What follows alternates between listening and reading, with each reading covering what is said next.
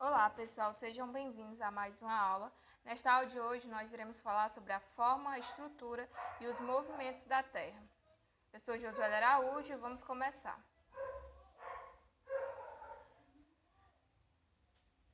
A curiosidade e o conhecimento baseado na observação tem levado o ser humano ao longo do tempo a criar histórias e explicações fantasiosas de como seria o interior da Terra. Crenças como divindades, seres fantásticos, cidades subterrâneas e cavernas secretas povoaram o imaginário de muitas civilizações. Somente no final do século XIX, com base em conhecimentos científicos e na evolução tecnológica, foi possível criar um modelo de como seria o interior da Terra. A Terra ela tem um formato quase esférico e é de aproximadamente 6.370 quilômetros de raio, ou seja, essa é a distância aproximada da superfície ao centro do planeta. Como as maiores perfurações já realizadas não ultrapassaram os 13 quilômetros de profundidade, o ser humano ele só teve acesso a uma pequena parte do interior do planeta. E ao longo de décadas de observações e estudos das causas e das consequências da atividade de vulcões e dos terremotos, os geólogos e outros cientistas ligados aos estudos do interior da Terra criaram uma série de suposições sobre como deve ser a estrutura interna da Terra. O modelo atualmente usado para estudar a estrutura da Terra considera que ela é formada por um conjunto de camadas ou regiões com características diferentes. A primeira camada que nós temos da Terra é a crosta, né? A crosta é a camada mais externa e também a mais fina. Considera-se a existência de dois tipos, que temos a crosta oceânica e também a crosta continental. A espessura da crosta oceânica, que constitui o fundo dos mares e oceanos, ela varia de 5 a 10 quilômetros. Já a espessura da crosta continental, que é a parte que forma os continentes e onde se encontram as grandes cadeias montanhosas, podem ter entre 30 a 70 quilômetros. A crosta é formada por rochas no estado sólidos e em muitos lugares essas rochas elas não são aparentes, pois estão cobertas pelo solo, pelos oceanos, ou por sedimentos como as dunas. Bom, pessoal, a crosta é a camada superficial da Terra, aquela que se manifesta externamente, que é composta por rochas e minerais. Outra definição possível que nós temos é considerá-la como uma camada sólida do planeta, apesar de muitos geólogos acreditarem que a porção do núcleo interno também esteja aí solidificada. As duas classificações que temos, que é a crosta continental e a oceânica, elas se diferenciam por sua composição. Enquanto a continental apresenta uma composição félsica, a oceânica apresenta uma composição máfica.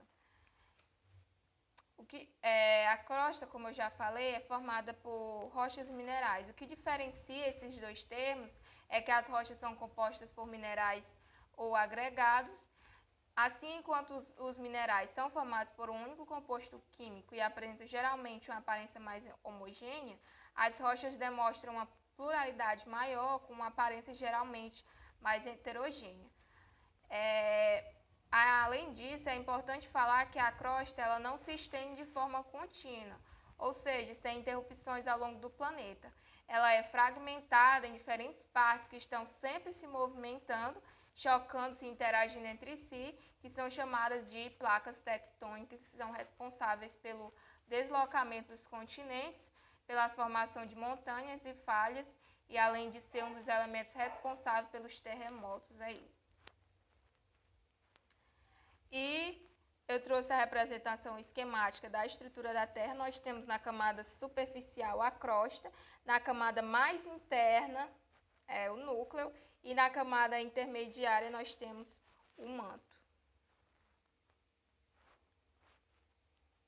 Agora nós iremos falar sobre o manto. O manto é a camada intermediária, ele inicia-se abaixo da crosta e vai até aproximadamente 2.900 km de profundidade. Ele apresenta temperaturas elevadas e se divide em duas partes. Nós temos o manto superior e o manto inferior. É formado principalmente por rochas no estado sólido. O manto ele é a segunda camada da Terra, que é localizada entre a crosta e o núcleo, como foi visto na figura anterior. Ele é a maior das camadas terrestres, com 83% de volume do planeta e 67% de sua massa. Certo? O manto é dividido em duas partes, como eu já falei, que é o manto superior e o inferior, né? Nós temos uma camada interna e a outra externa. A diferença básica entre elas é que encontra-se na temperatura e na composição física. Uma vez que o manto superior ele é mais frio e pastoso, o inferior é mais quente e liquefeito. Além disso, em razão da força da gravidade e da pressão, a densidade do manto inferior é bem superior às movimentações do fluido, que são mais intensas. Na camada do manto, existem as chamadas correntes de convecção, que são as movimentações cíclicas e circulares que ocorrem com o material plástico que o compõe. Esse movimento é lento, porém exerce ainda uma pressão elevada, né, sobre a crosta terrestre, propiciando a ocorrência dos eventos como a movimentação das placas tectônicas, os terremotos e também os vulcanismos. Agora nós iremos falar sobre o núcleo. O núcleo é a camada mais interna do planeta, né? Ele inicia-se aproximadamente a 2.900 km de profundidade, indo até o centro da Terra, a cerca de 6.370 km da superfície. Ele é formado principalmente pelos metais ferro e níquel, que estão submetidos a uma temperatura em torno de 6.000 graus Celsius e a mesma temperatura encontrada na superfície do Sol. O núcleo ele é dividido entre o núcleo externo, que é o líquido, e o núcleo interno, que é o sólido. Bom, o núcleo ele corresponde a aproximadamente 1/3 de toda a massa terrestre, apresentando as maiores temperaturas do interior do nosso planeta, né? E as maiores profundidades.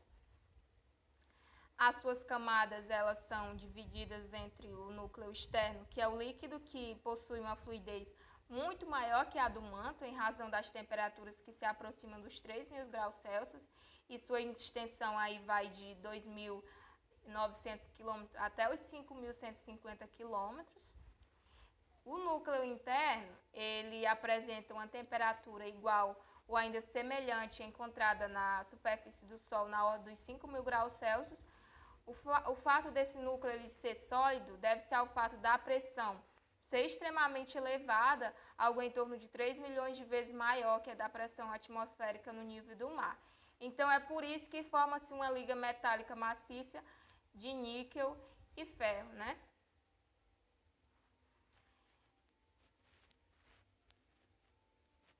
Aí eu trouxe para vocês a figura esquemática das partes do manto e também da crosta.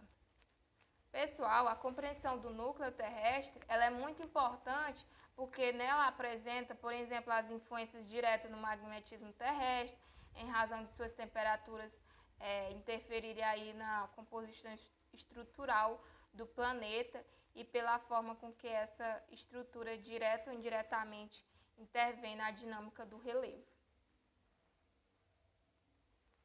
Agora nós iremos falar sobre alguns movimentos que a Terra faz, né, que a Terra exerce. Iremos começar falando um pouco sobre o movimento de rotação, onde esse movimento ele pode ser observado no céu diariamente, no qual o Sol e outros corpos celestes eles se deslocam de leste para oeste, e é um movimento aparente. Esse movimento é resultado do giro que a Terra dá em torno de um eixo imaginário, no sentido anti-horário. Esse movimento é o chamado movimento de rotação. Este movimento ele é responsável, é o que determina, né, a sucessão dos dias e da noite. O eixo da rotação da Terra é uma linha imaginária que atravessa o globo do Polo Sul ao Polo Norte, e essa linha é inclinada em relação ao plano da órbita terrestre ao redor do Sol. Aí eu trouxe a figura esquemática, né, representando a passagem dos dias e da noite. Como vocês podem ver, a parte que está sendo iluminada pelo Sol representa os nossos dias. Já a parte que está escura representa as noites. O movimento de rotação, ele provoca um movimento aparente no céu, como eu já tinha falado, e quando a gente observa uma estrela durante um determinado tempo, a gente vai ver que a sua posição muda. Essa observação, durante muitos anos, levou à conclusão de que a Terra era fixa e que os demais corpos celestes giravam ao seu redor, né, que foi a teoria conhecida como teoria geocêntrica. Usado como referência, uma estrela distante, a Terra, ela demora 23 horas para completar uma rotação, né? É o chamado dia sideral. Se usarmos como referência o Sol, o tempo para a Terra dar uma volta completa em torno do seu próprio eixo é em média 24 horas, certo? A velocidade de rotação, ela demora, a velocidade dela é de 1.665 km, ou ainda 465 metros por segundo, e o cálculo é feito considerado usando um ponto no Equador, né? As consequências relacionadas ao movimento de rotação que através desse movimento é responsável pela questão dos fusos horários, e também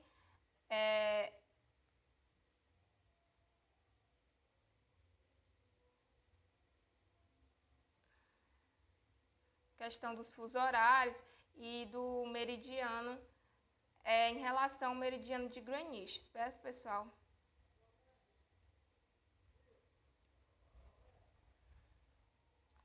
Agora nós iremos falar um pouco sobre o movimento de translação.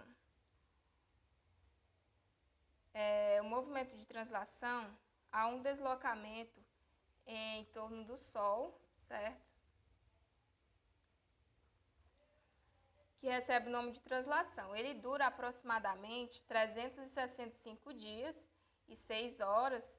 Diante disso, a cada 4 anos, um dia é colocado a mais no ano do mês de fevereiro. Quando isso ocorre, a gente conhece isso como o ano bissexto, né? Chamado de ano bissexto. Então, o fato dos planetas não estarem à mesma distância do que o Sol faz com que as suas velocidades de translação sejam bem diferentes, certo? Ao final desses 4 anos, essas horas que vão sobrando formam um dia, né? E esse dia é acrescentado nesse mês de fevereiro, que passa a ter 29 dias nos anos chamados bissextos. Como essa órbita da Terra ela não é circular e sim uma elipse, a distância entre o Sol e o planeta não é constante. Então, o ponto onde a Terra se encontra mais próxima do Sol é o chamado periélio, e o mais afastado é chamado de afiélio. Aí eu trouxe para vocês uma figura esquemática mostrando como é o movimento de translação. A velocidade de translação da Terra, ela também não é a mesma ao longo da sua trajetória. Apresenta velocidade ligeiramente diferente de acordo com a posição em relação ao Sol. Existem 2 razões para que as estações do ano aconteçam, né? A primeira é o fato do eixo da rotação estar bem inclinado com relação ao plano de translação, e a outra é que o fato da Terra apresentar o movimento de translação. Então, o movimento de translação tem como consequência as estações do ano, os equinócios e também os solstícios.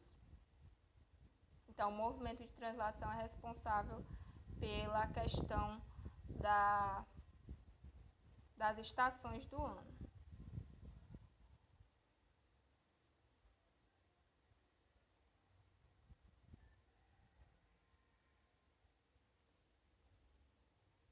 Pessoal,